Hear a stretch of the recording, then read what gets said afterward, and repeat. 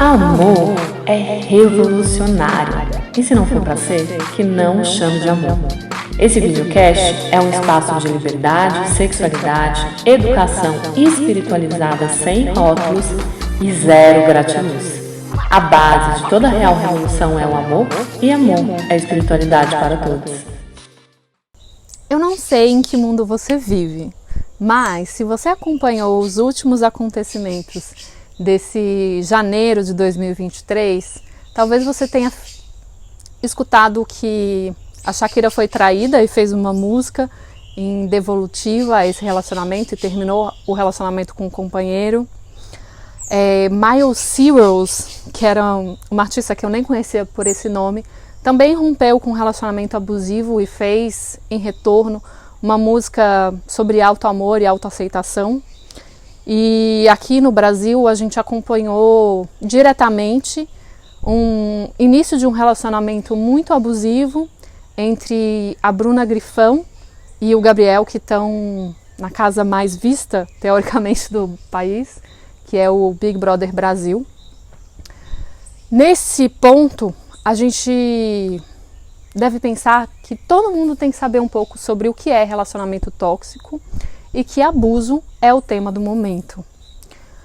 Para você reconhecer que você está num relacionamento tóxico, você tem que ficar em escuta a bandeiras vermelhas. E uma coisa que aconteceu dentro do programa do BBB, que foi muito forte, é que era muito claro que os dois personagens que estavam nesse relacionamento, eles não percebiam o quanto que aquele relacionamento era tóxico, embora todas da casa já tinham sinalizados, até que finalmente o apresentador fez uma intervenção e comentou o quanto que aquilo era algo que não podia ser daquela forma. Que bom que a gente tinha uma pessoa dizendo, porque nesse momento a gente tem várias mulheres nessa situação que não estão sendo filmadas e que não tem alguém para dar suporte. As bandeiras vermelhas que a gente observa num relacionamento tóxico são principalmente o silenciamento, a violência, e não só a violência física, a violência psicológica, a violência verbal, a traição. É muito importante a gente entender que na nossa cultura, a socialização, desde muito cedo, a gente aprende que o amor deve ser posto em primeiro lugar e o amor deve ser valorizado a todo custo. As mulheres, principalmente, aprendem que elas devem lutar por migalhas e que elas só têm valor se elas estão com uma pessoa.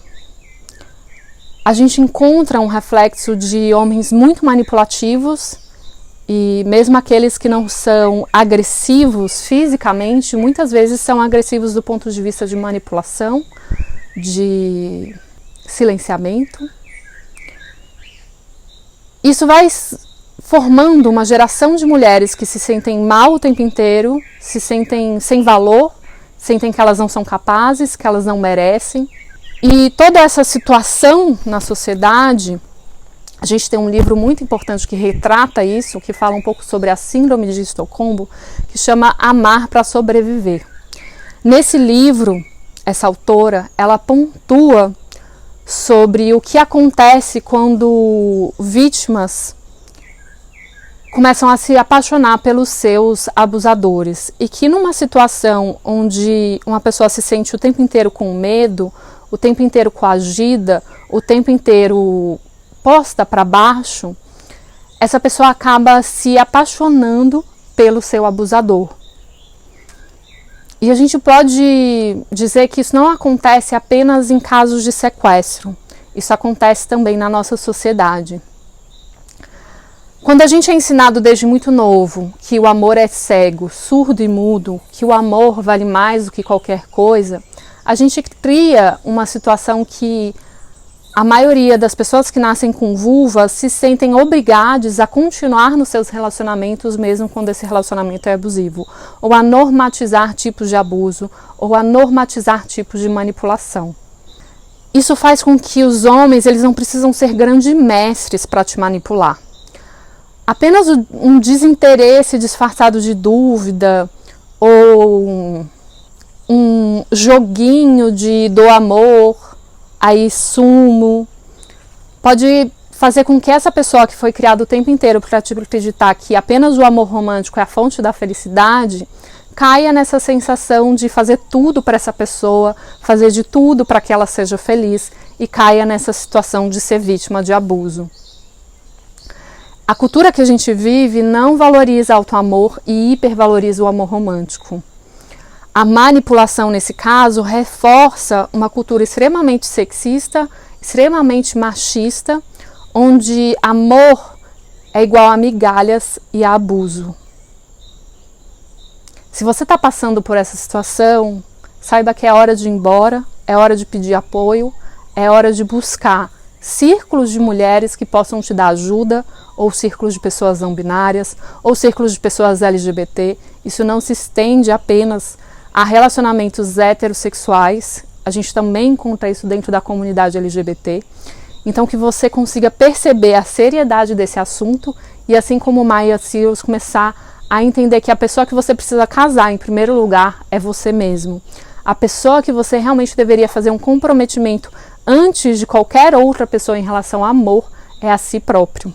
Que você consiga, a partir desse vídeo, começar a despertar essa sensação e ser um aliado nessa luta contra o abuso, contra relacionamentos tóxicos e um semeador de auto-amor, de autocuidado, de compaixão, onde a gente possa ver uma igualdade entre todos os gêneros, entre todas as raças, lembrando que isso é muito mais forte e tudo que eu trago aqui em relação a muitos tópicos são muito mais fortes quando a gente tem uma camada de raça embutida, quando a gente está falando aí das peles negras.